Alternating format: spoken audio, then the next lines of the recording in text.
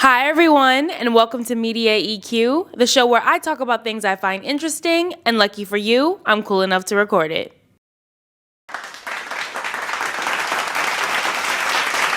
Okay, look, somebody has to say it. Just because you follow them does not mean you know them. Please, you're being weird. Pull it back, take a deep breath. You're scaring us.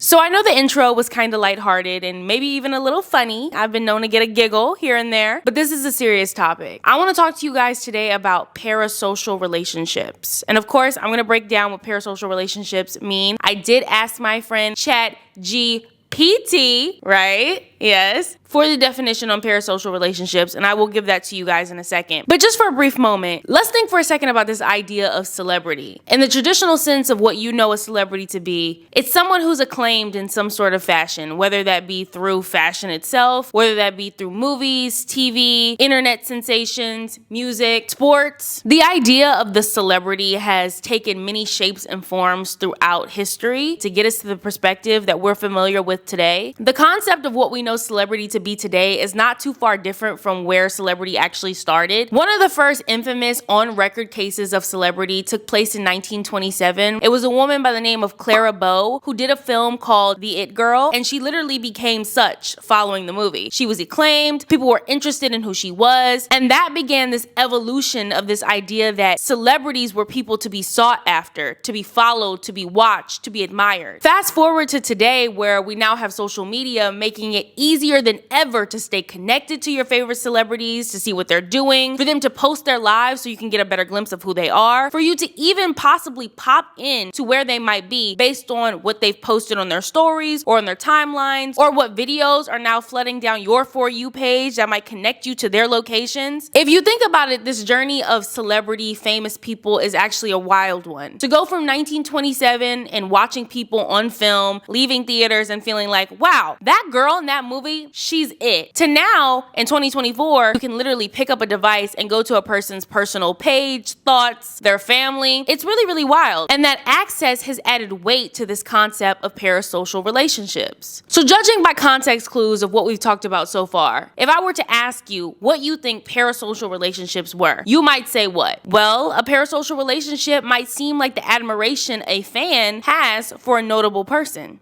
Well, what's wrong with that? If social media has given me access to peer into the life of my favorite creator, why is that a problem?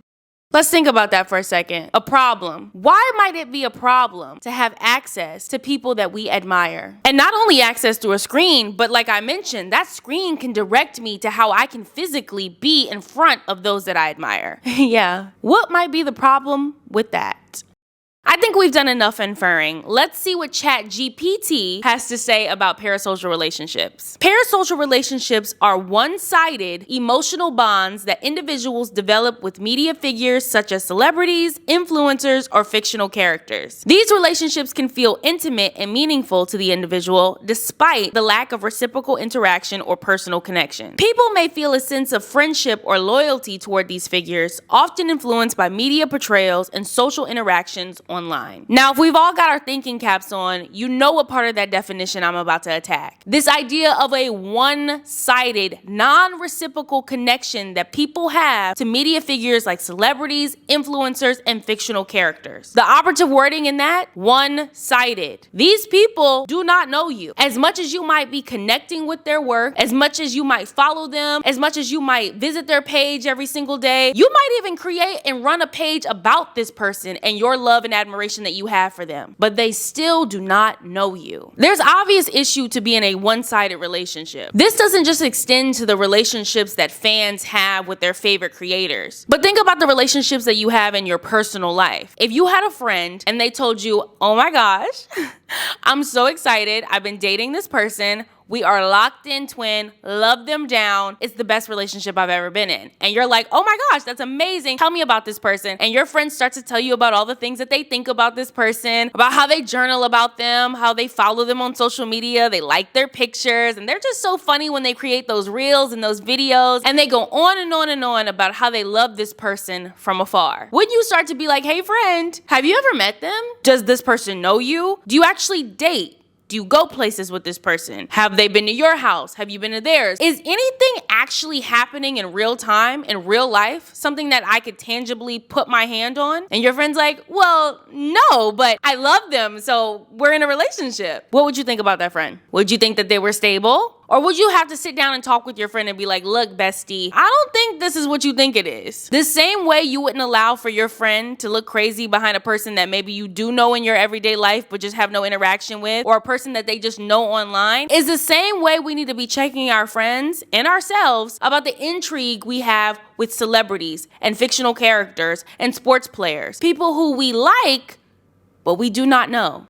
Okay, Mackie Speaks, so you're saying parasocial relationships are a bad idea because we as fans don't want to look crazy connecting ourselves to people who don't know us, have never met us, and don't even know we like them in this way. That's not our only issue here. I can't speak to 1927 and how Clara Bow may have felt being the it girl after her critically acclaimed movie. But what I can speak on is the copious amounts of modern day celebrities who have spoken on the negative interactions that they've had with their fans. More everyday people are gaining notoriety through things like TikTok or viral videos or viral songs or streaming platforms. That's kind of making room for what we know to be traditional celebrity to kind of take a back seat to more modern day people just gaining traction for just everyday things that they're doing that people enjoy. But we can't forget the 2000s era. You know, in like the early 2000s where like Disney Channel was good, you had heiresses running around town with actresses, super popular singers were on the cover of every magazine. I know me personally, like every time I was in the grocery store, I was asking my dad to take home a magazine so that I could get the posters and put them on my wall because I noticed somebody that I really enjoyed was on the front cover. Celebrities were a cool thing, and it was something that you just could not get away from in that time. And I know that many celebrities to this day have legend status because of the way they moved during that time. And you know what's interesting about that time is that social media wasn't even at the height that it is today. We didn't have access to go home and still be connected with those people the way that we do now. Could you imagine the craze that was celebrityism back in the early 2000s, if we were able to not only see those people on the covers of magazines, but actually go home and still follow them and interact with them the way we are today? And I'm not talking about Facebook. I know Facebook was out and MySpace was out, but it's not like Instagram. It's not like clicking a little bubble and seeing that your favorite celebrity is out at the coffee shop that you pass every single day. Literally, that's my experience living in LA. I'll see a celebrity get paparazzi'd outside of like a coffee shop or a cafe or like a Pilates studio, and I'm like, I know exactly where that is. It's crazy. But if I was this age in the early 2000s, none of that would have mattered because the media cycle would have been so slow that I would have not found out that they were there until the next magazine came out. What I'm telling you is that social media has exasperated this idea of parasocial relationships, but it has not given more bandwidth to celebrities. So each celebrity, being one individual person, has millions of eyes on them at all times. How unsafe. Think about if you had millions of eyes on you at all times. Does that feel safe? Think about how our favorite celebrities have grown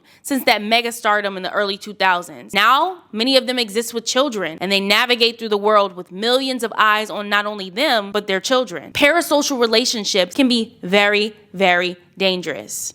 You know, I think another big difference between the early 2000s of that mega stardom celebrity era to now is that we have celebrities that are more vocal about their right to privacy. Have you ever seen some of those paparazzi videos from back in the day where celebrities are just walking, trying to make it to their car? Maybe they're in their car and they're just trying to drive out of the parking spot or drive onto the road, and there's millions of camera clicks and camera flashes in their face all at once. I could not imagine trying to navigate my life and a bunch of strangers are just in my face taking pictures of me. I mean, every mistake I make, God forbid, every bad angle I have, it's on film. And people are selling it. People are literally making a living, profiting off of my bad moments. It must have been crazy to be a celebrity in the early 2000s. And many of them just had to take it. There were no laws, there were no conversations like there are today about the privacy and the rights that a celebrity has to their own autonomy out in the world. Do you know back in the early 2000s, they were literally taking pictures of women getting out of cars, snapping pictures of their underwear? Like I mentioned, Miss Bow from 1927 would have been shook at the idea that people were able to snap pictures of her undergarments without her permission and then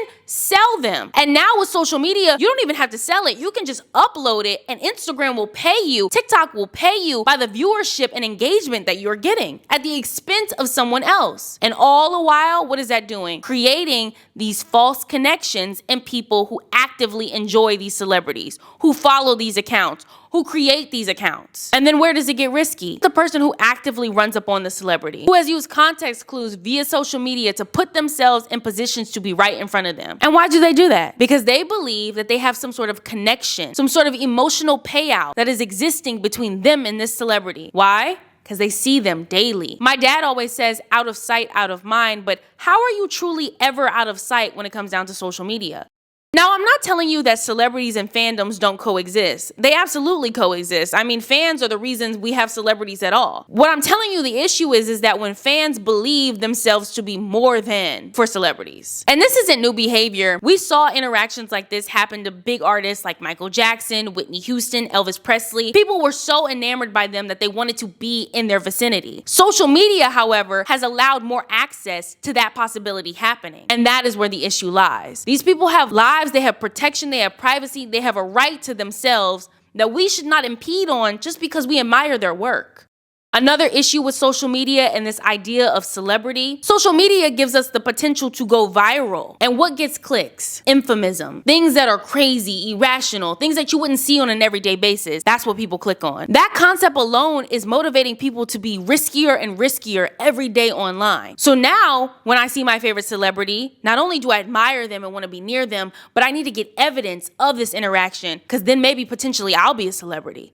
The idea that social media has made being a celebrity unsafe and parasocial relationships exasperated. But it's not just unsafe for the celebrity, it's also unsafe for you, the fan. How many fans are you seeing being tackled to the ground by big security guards? I mean, thank God they have security guards, because who's to say what would happen to that person if a security was not there to intervene? But with that, fan safety is at risk. You're being tackled to the ground, you're being thrown out of clubs, you're being pepper sprayed, you're having the cops called on you, you have a permanent record now following you. Why? Because you have allowed your parasocial one-sided relationship to carry you into embarrassment, to risky territory, to negative behavior. We are so influenced by what we see through a screen, and we want that reach, we want that connection to our favorite person. And listen, the connection, the want to be near the celebrity that you like is understandable. What you do beyond that want is where I can't get with you. You lost me. You lost me on running up on a celebrity, snapping pictures in their faces. You've lost me on being weird or saying inside jokes that you've created in your own head that make that celebrity feel uncomfortable. Why? Because they don't know you. They're not your friend. They're a person who goes to work, they do their job, and you happen to admire the work they do. And that's amazing. I love that for you, and I love that for them. I feel as an artist, when you put something out to the world, you want people to enjoy it. Celebrities are not some sort of mythical alien creatures who don't want their work to be admired by the world, who don't want to have fans. That's literally why they became celebrities, because they like having fans. That's literally why they invest in this idea of celebrityism every single day. They enjoy that interaction. But when the interaction is warranted, not when they're walking and living their life out with their kids and they don't have maybe a ton of security around them, they're people too. They're just people who do cool work. You have to remember that. I mean, put yourself in their shoes for a second. Think about if you're a barista at Starbucks and you just make a mean macchiato. I'm talking like world renowned. It's got its own Instagram page, okay? You make a mean macchiato. And we just came into your place of work all the time, cameras in your face, like, do that thing that you do.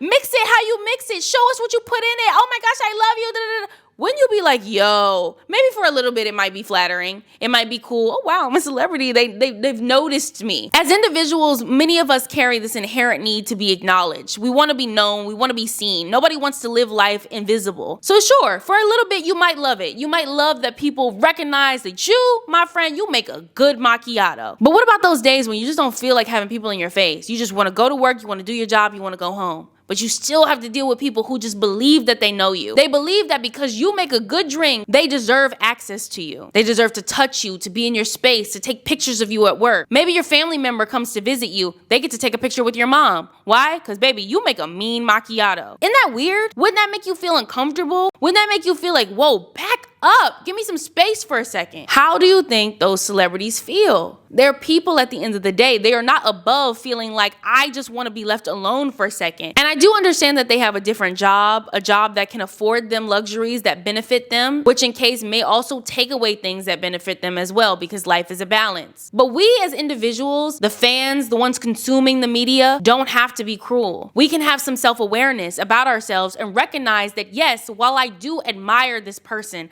I do love their work, the interactions that we have are parasocial. I know them, they don't know me. And honestly, do I even really know them? I mean, we've spoken about this in previous episodes. Social media is a highlight reel of our lives. We are posting only what we want other people to see, what we want other people to consume and interact with, what we want other people to know about us. So in that case, do I actually know this celebrity? Clearly not. Because if I did, I would probably know that they didn't want me to run up on the stage while they were performing. As the digital age progresses, we as consumers of media need to progress with it. We need to recognize the emotional connections that are being created that may not have existed back in 1927, but they exist now. And it's time for us to start acclimating ourselves in a way that we stop embarrassing ourselves as a society. No one deserves to be hurt. No one deserves to have their space invaded, run up on, their children photographed. And you know what? Let's pause for a second while we're on the element of children. These kids did not sign up to be celebrities. I know you might try to argue, well, they decided to play basketball professionally. They wanted to sing. They wanted to be an actor. They knew what came with this life. Okay, cool. I don't agree with that. I don't agree that that now affords you luxury to be in their space and to take away their privacy and flash cameras in their faces and follow them home. I don't think that that guarantees you that access. But let's just say for a second it does. That child didn't ask for any of this. That child just happened to be born to the parents of celebrities. Now, I need some of you grown-ups out there to regulate your emotions and to stop being jealous and envious of children and feeling like because they were born in rich households, that now automatically disembars them from rights to privacy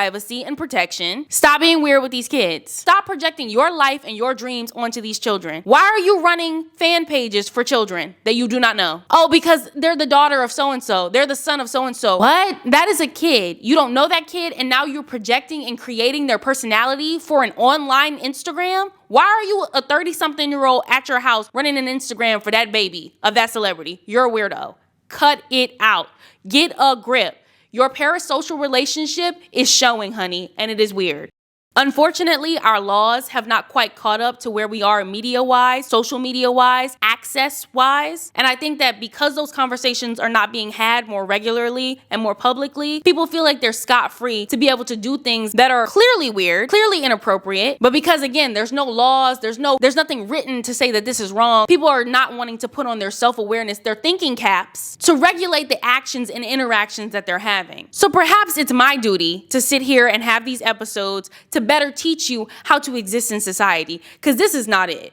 To briefly go back to the early 2000s and what celebrity was during that time, I want you for a second to think about the celebrities from that era who have come out to speak about parasocial relationships and how they were affected by them. Now think about the celebrities who didn't say anything, but you could tell how they were impacted by those relationships, how they suffered then and how many of them are still suffering. Also think about the celebrities from that era who are not here to tell us anything. Parasocial relationships can often conflate the bridge that exists between admiration and harassment. You don't want to be a harasser. Leave people alone. You don't know them. Have some self-awareness and also try having some empathy. Think about if it were you or one of your loved ones and people were running up on you or them and feeling like they deserved access to you because of what you create out there. Isn't it possible that it might make creating for you not fun or not feel worth it? So often we have such talented people who pull back on their craft. How much of that has something to do with us, the fans? We have to practice self-awareness. We gotta practice some empathy. We have to recognize that we would not want to be treated the same way if we were in their shoes. I think it's absolutely insane that we have celebrities that we have idolized so much that they can't do simple things like go to the grocery store. They can't go to the movies with their kids. They can't go to the park with their kids. They can't live a regular life. And we in America, and I say America because I've recognized that other countries don't have the same relationship to celebrities that we do. We've justified it as, well, that's the job they've chosen. Or maybe we need to get a grip on ourselves and stop chasing people in the streets. Also, you should not be moved to tears and on the brink of passing out by anyone. Think about it. That is a person at the end of the day that is going to do their job. I take you back to that barista example. If we were passing out by your ability to make macchiatos. Would that not be weird? It's only socialization. Somewhere in the social concept of the world, we've been taught that celebrities are supposed to be treated this way. That we are supposed to feel so compelled by the artistry that we see out there that we have to now bombard the artists. That's something that we were taught, just like anything else. Just the way you were taught to eat with a fork, you were taught this. We can unlearn things that are not healthy for us. We don't have to follow the status quo of life. We can be self-aware and we can make our own decisions. Please stop it. It is weird. Parasocial relationships are making you weird. Parasocial relationships are going to ruin celebrity. And maybe you're hearing that right now and you think, great, I'm tired of these celebrities. Why are you tired of them? Because you can't have access to them? Because you feel like they're snooty because they don't allow access? Maybe many of them would be nicer if they didn't have to be so on guard with protecting themselves. Please do understand, trauma creates behavior. If we've experienced something that is negative, we then try to protect ourselves from that same thing happening again. If someone has run up on me and put me in a situation that made me feel unsafe and uncomfortable, I'm going to put parameters in place so that does not happen to me again. I may not be able to actually prevent it, but I'm going to try. These people don't feel safe. Why would they want to hang out with us? Do you go hang out with burglars in your neighborhood? Oh yeah, bro, come on in. You finna steal? Come on in. I love it. Come on in. You want access to my house? Come on in. No, because that person is a direct jeopardy to your safety, to your family's safety. Of course you're not letting them in.